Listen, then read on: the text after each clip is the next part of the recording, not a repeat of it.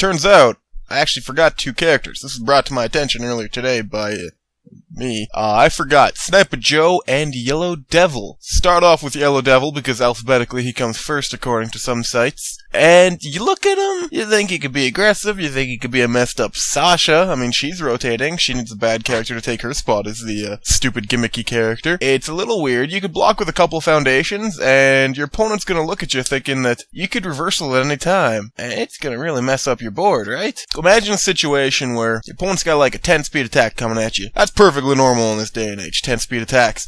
And you got this wicked block in your hand on this attack, you know, like a +1 high, +1 low, or a +3 mid with a good ability or something, and you really want to play it. Like, really want to play this attack. But, you know, if you check a 3, you're just gonna have to tap everything. But with Yellow Devil, tap all them foundations, tap your character, you can ready every single one of those foundations and be ready to take another shot. Or, ready to play a reversal, and if you've got some foundations in your card pool, you can whip out that reversal, maybe the stun too if you're lucky, but that's a lot of cards already in there. Easiest way to go, though, you know, the most, I suppose, telegraphed, but still fun route would be off of All. There are a couple cards on All that let your foundations ignore progressive difficulty. For instance, you can use Terry's 0 difficulty foundation while it's in your card pool, doesn't count towards progressive, play attacks. No big deal there, I mean, lets you essentially get 1 more stun on every attack for free, right? Or Terry's foundation, that when you F committed, you can add any foundation from your discard pile to your card pool. For instance, the popular one with this is Ladies Man, a card from Joe's page that every time one of your attacks hits, you get to ready a foundation for free. So basically,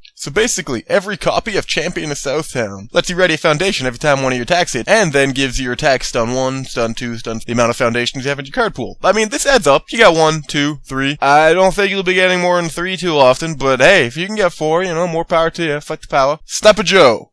Now this thing has got something that all 7 hand sizers usually tend to need. A defensive ability. Usually, when a 7 hand sizer comes out without a defensive ability, they don't really get played as much. They don't really get seen. People don't tend to care about them, you know? And that's just kind of sad, you know? Mai, Hua, Benimaru. I mean, these are good characters. They're very aggressive, but that's all they've got going for them. They're aggressive. I mean, they've got good ways to push through their attacks, be they, you know, speed pump, some of which in large spades, drawing a little bit here or there, giving your attacks a bit of stun. I mean, that's alright, that's what some 7-hand sizers need. Perhaps a 7-hand sizer would need just a lot of control check hacks to push through everything. That's fine, that makes yourself a bit more viable, but you need something defensive, so you're not just a bad 7-hand sizer. But you can't just only be defensive, then you're also just a bad 7-hand sizer.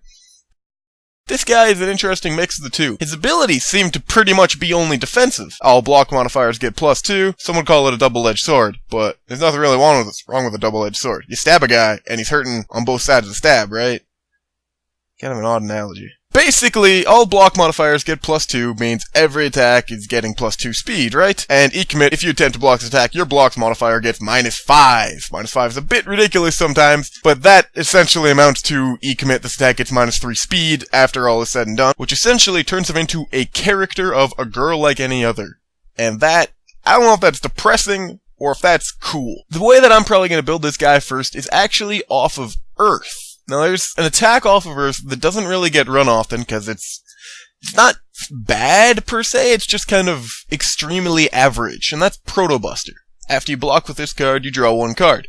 It's got a +2 mid-block, and you think, that's alright, but there's always something better to fill its spot. Or of course, with this character, that block modifier gets to be a lot better, you get to use it a bit more often as a 7-hand sizer, you're keeping up your hand size, blocking consistently, and it's a bit faster, so that's essentially 5 speed for 4, which is something you can look at a bit more. Additionally, off of Earth, you get a couple more things from Protoman's page, like Rejecting Family, which encourages half-blocking, so if you want to do some kooky stuff with your character, where you half-block an attack and only take 1 damage from it, then your character will still ready, and then you'll be able to use a girl like any other, you'll be able to use your character again. Additionally, off of Earth, you can pick up a couple additional things like Winners Never Quit or Strategic Taunt, and it'd be good to see a character that could pull this off, which makes sense. Joe card for Joe. Don't really be looking at the Burn Knuckle route, guys. It's an okay card, and it shares 2 symbols, but it does say printed block modifier on that. Not really that worth it. Another thing to note, there's only one way to ready your character in Standard, and that is Zealot Rush asset. So if you have it, you might want to throw in a couple, regardless of what symbol you're on, because you can just throw it out as a form at the beginning of your turn, goes right down your staging area, clears itself, and you get to draw a card. Then when it's ready, you can just remove it from the game as an enhance to ready your character, which could lead to some fun shenanigans with your